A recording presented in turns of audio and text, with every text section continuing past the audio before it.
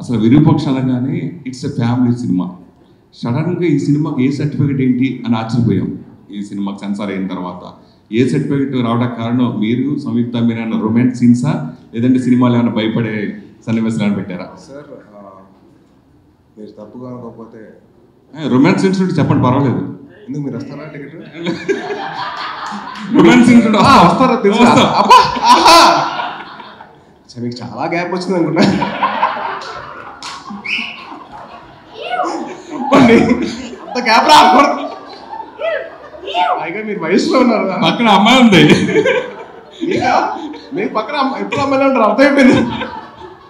సురేష్ గారు కరెక్ట్గా చెప్పాలంటే ఈ సినిమాలో మీరు అనుకుంటే ఆ సినిమా కాదండి.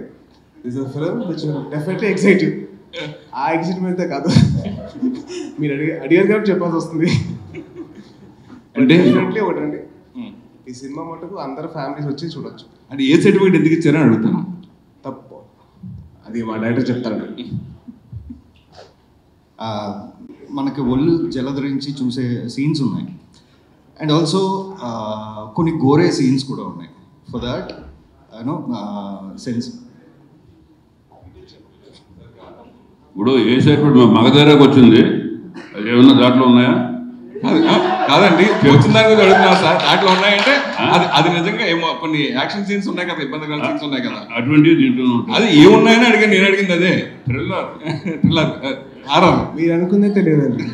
మీకోసం అయితే సినిమా తెలియదు, అందరి కోసం చేసాం కాబట్టి దాని తగ్గట్టు ఉంటుంది.